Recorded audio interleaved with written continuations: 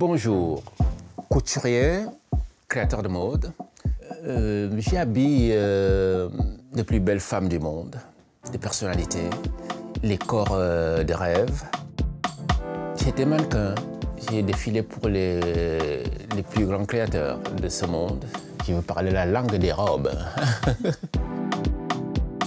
Le fil, les fils, les aiguilles, les machines à coudre, tous les travaux qui sont faits minutieusement à la main. C'est toute une histoire et des histoires à raconter aussi.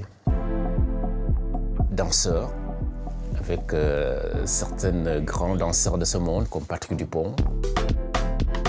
Moi, je préfère ne pas toujours forcer les choses.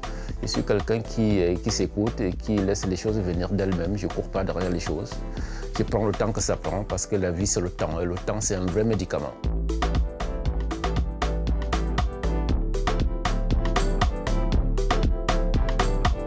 Bonjour Imana ici. Bonjour. Bienvenue dans votre Paris des Arts, un Paris des Arts spécialement consacré aux artistes africains dont vous êtes un éminent ambassadeur. On va revenir dans cette émission sur votre carrière qui vous a conduit au firmament de la haute couture. Mais avant, puisque nous sommes ici au musée Mayol, on va s'intéresser à la rétrospective consacrée à Chéri Samba. Ça vous tente? Super. Alors on y va puisque je crois que la commissaire de l'exposition nous attend. La puissance évocatrice de Chéri Samba l'a fait entrer au Centre Pompidou ou au célèbre MoMA de New York. Le voici de retour à Paris, au musée Mayol, pour une grande rétrospective avec ses chroniques picturales de la vie quotidienne congolaise.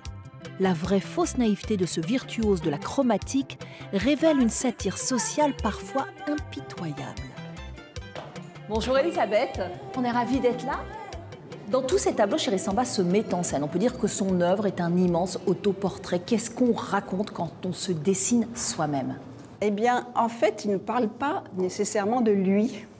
Au fil du temps, il a décidé de se représenter lui-même pour mieux dire que c'est lui qui parle et qui transmet ses messages. Mais ça ne vient pas d'une obsession de sa figure au départ. Ouais, c'est pas une démarche narcissique, vous voulez dire? Non, ça fait partie du procédé pictural.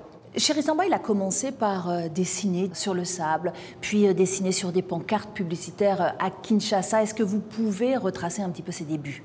Il avait un don pour le dessin à l'école, il passionnait de bande dessinée et il réalisait des copies de bande dessinée d'un magazine célèbre qui s'appelait Jeune pour Jeune. Il avait beaucoup de succès à l'école, il revendait ses bandes dessinées et à 16 ans, il quitte l'école, décidé à faire sa vie à Kinshasa.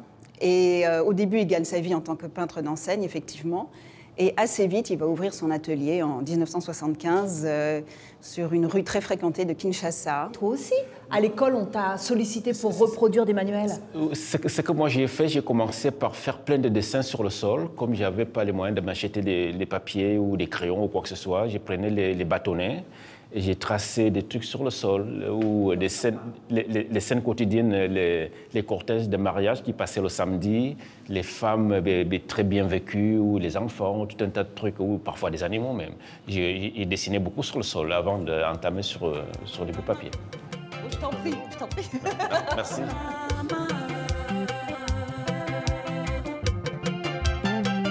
En plus, c'est des très très grands formats. Ah, c'est immense!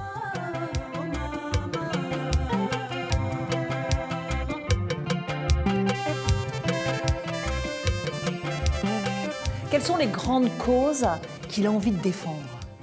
Il défend l'Afrique, il défend le Congo et l'Afrique. Ce tableau s'appelle Le Petit Kadogo, qui veut dire enfant soldat en swahili.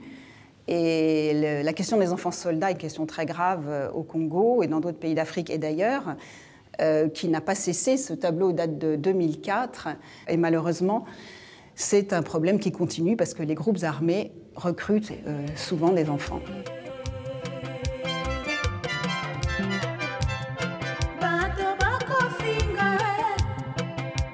Quel avenir pour notre art dans un monde où les artistes vivants sont pour la plupart opprimés? Dans ce triptyque, parce que c'est en fait 3 tableaux, Chéri Samba questionne l'arrivée tardive de l'art africain contemporain dans les musées. Et il questionne aussi de façon provocante pourquoi est-ce qu'il n'y a pas plus d'Africains dans les musées occidentaux? Est-ce que les musées seraient racistes? C'est une provocation. Il ne les traite pas de racistes, mais il évoque quand même le sujet. Concernant les musées, il faut que l'Afrique s'y mette aussi à créer des musées. Il ne faut pas toujours attendre que c'est les autres qui viennent mettre les artistes du continent africain en valeur, parce qu'il y a énormément de talents. Mais comment ces talents-là, si on ne les croit pas, si on ne sait pas les mettre en valeur, si on ne les achète pas, si on n'apprécie pas, il y a un souci quelque part. Donc, il faut rééduquer les gens, il faut revoir certaines choses.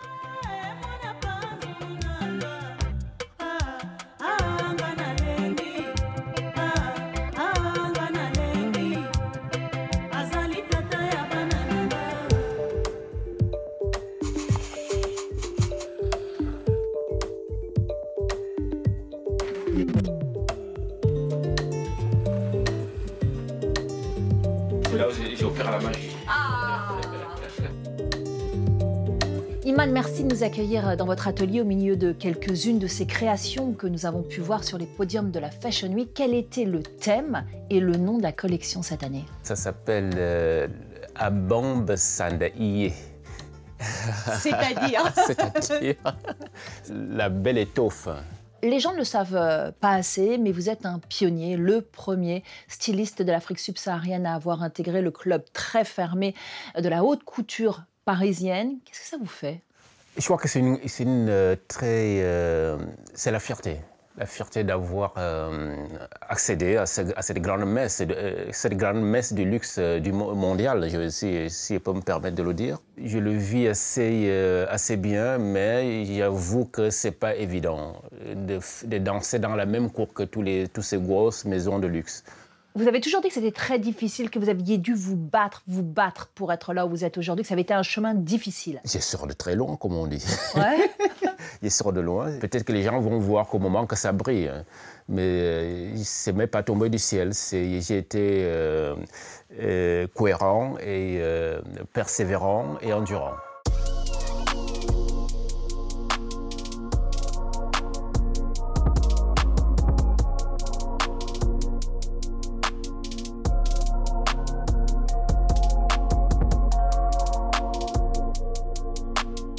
Parce que vous êtes pionnier, est-ce que vous avez cette ambition d'ouvrir une voie pour le luxe africain? Bien sûr, je pense que ce qu'il faut dire, ce qu'il faut retenir, les Africains, ils ont toujours consommé le luxe des autres. Il est temps que l'Afrique puisse concevoir, monter sur leur propre plateforme de luxe et de comprendre comment ça fonctionne pour aller se mélanger à leurs amis du monde. C'est important pour tous les peuples. Oui, et alors vous allez même au-delà, je vous ai déjà entendu dire que consommer le luxe africain pour les Africains, c'est une question de dignité. Bien sûr, il faut être la dignité, la fierté de son identité. Ça veut dire pas qu'on va se mettre dans les cases ou dans les étiquettes bizarres. Non, c'est juste... je crois que chaque peuple a besoin d'avoir sa culture, de mettre sa culture en valeur, de le promouvoir, de le montrer au monde. Et là, on va aussi avoir les amis de l'Afrique qui vont adhérer, les amis de la France qui vont adhérer à la culture française. Moi, j'adore la culture française. Je crois que chaque peuple, chaque pays ou chaque continent a besoin de ça. Le luxe, pour vous, je le sais, passe forcément par l'excellence des matières. Et vous êtes un grand défenseur des savoir-faire parfois méconnus. De quelle manière? Je pense que c'est important de promouvoir tous ces tissus que le monde connaît mal. Comme le baume qui vient du Cameroun, c'est l'écorce d'arbre tapée à l'ancienne, que j'ai fait des fleurs.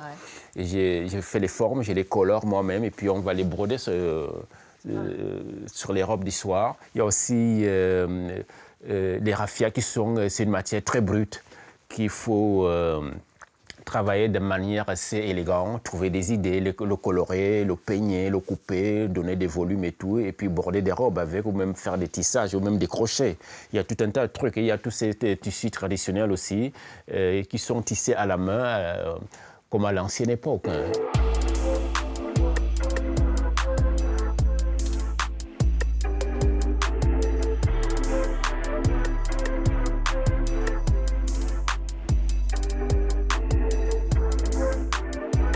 Dans votre arbre de famille, juste au-dessus de vous, il y a votre père qui était boxeur, il y a votre maman qui, elle, était Miss Cameroun juste après l'indépendance. Qu'est-ce qu'ils vous ont légué, vos parents? La beauté, l'esthétique, la danse, le côté mode, ça me vient un peu de ma maman parce que elle est très élégante. Et à vos côtés, il y a vos frères. Vos frères, ce sont eux qui, pour la première fois, vous ont fait danser avant que vous intégriez le Ballet national du Cameroun, puis la troupe de Patrick Dupont. C'est quand même incroyable, ce parcours de danseur. Ça a été la première discipline de vie pour vous, la danse? La danse, oui. C'est mon grand frère qui était chorégraphe, le tout premier, qui a mis les danses traditionnelles camerounaises en valeur. Ouais. Comme ça ne se faisait pas avant. Donc, il s'appelle Aïs Le Duc, qui est devenu très populaire au Cameroun, même dans certains pays en Afrique. Après, il y a eu ma sœur Chantal Aïs, qui est chanteuse et danseuse aussi. Et puis la mode vous a rattrapé d'abord en tant que mannequin. Vous avez défilé pour les plus grands créateurs, Yves Saint Laurent, Dior, Lanvin, Valentino, Givenchy. Là, vous observez beaucoup, vous apprenez. Est-ce que c'est à ce moment-là que vous puisez aussi l'inspiration pour vos propres créations, pour les premières créations? Oui, comme je les appelle toujours, c'est des grands seigneurs de la mode. Et quand on arrive à Paris, on croit qu'on est arrivé, alors que non, il faut tout commencer à zéro. Pour faire mes premiers books, je faisais des heures de ménage et tout. J'ai fini par faire mes premières photos, aller voir les agences. Les agences ne voulaient pas de moi, mais c'est par le biais de quelques amis qui étaient mannequins, qui m'amenaient au bain-douche à l'époque. Je me souviens qu'au bain-douche, j'ai vu Paco Rabanne, j'ai vu Grace Jones, j'ai vu Azedine Alaya, j'ai vu plein de gens. Je ne croyais pas de mes yeux. Alors, est-ce que vous pouvez nous parler de tous ces magnifiques tissus que vous travaillez, que vous aimez confectionner? Vous voulez voir ça? Mais je veux voir ça absolument. Ah oui. Alors ça, je suis en train de le monter. Ah d'accord, ok. C'est quel tissu, ça? Alors, c'est le kente qui vient du Ghana. C'est beau. C'est un tissu traditionnel du Ghana qui est magnifique. Tout est tissé à la main. Et quand ça arrive à Paris, ça arrive des bandes, les rouleaux des bandes. Donc, je les monte, je les place, et je les monte toutes... pièce par pièce, c'est comme un patchwork. Exactement. Et là, c'est Burkina Faso, et ça s'appelle le Faso d'Anfani. D'accord. Donc, c'est un tissage à la main aussi, ça arrive aussi par bande, mais les bandes un peu plus larges que le kente du Ghana. Et là, on a du raffia. Le fameux raffia. Le raffia. Quand ça arrive, c'est rustique et de couleur ivoire. Et on les teint, on les lisse, on les peigne, on les donne leur aisance pour avoir la souplesse et le glamour. Ça fait le bruit, ça chante. Ah oui, elle est magnifique. Avec Jarovski. C'est très très très beau, belle robe de soirée, magnifique. Le goût est beau.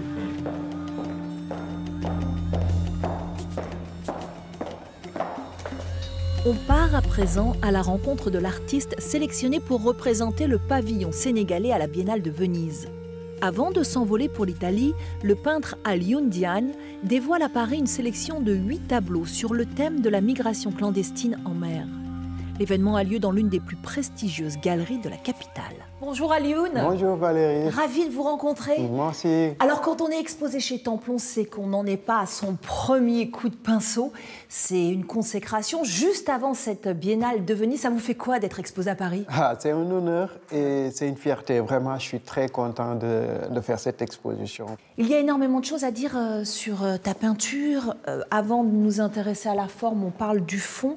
Il y a une démarche presque journalistique avant la démarche artistique. Pour cette série notamment, tu as arpenté les côtes sénégalaises pour nous livrer le récit de ces migrants. Exactement, parce qu'en fait, j'avais une exposition en Rouen, donc il fallait que je fasse un voyage à Saint-Louis. Donc à Saint-Louis où j'ai rencontré les pêcheurs, donc ces pêcheurs-là qui m'ont parlé de leurs problèmes, de leurs soucis. Ils m'ont dit pourquoi ils ont du mal à pêcher. Ils m'ont dit aussi pourquoi ils organisent ces voyages clandestins possibles pour les jeunes Sénégalais qui veulent partir en Europe.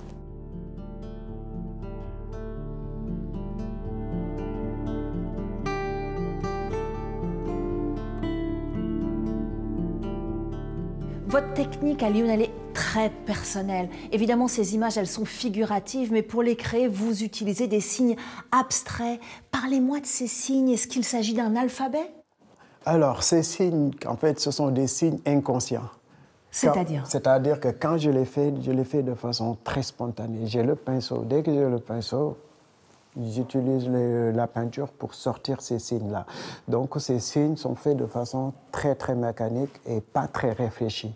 Ce qui fait que ces signes n'ont pas de signification en fait. Chaque personne les interprète comme ils le veulent selon sa propre perception. Donc c'est comme ça que les signes apparaissent. Et c'est pas un peu emprunté à la calligraphie? Inspiré de la calligraphie aussi, parce que mon grand-père paternel était maître coranique et quand il était décédé en 2013, je me suis mis à écrire sans faire exprès sur mes tableaux. Donc, je me suis inspiré de ça pour créer ce style. Donc, comme je ne sais pas écrire l'arabe, donc du coup, j'ai créé ma propre écriture. Et de fur et à mesure qu'on recule, en fait, ces signes se regroupent et donnent une image figurative.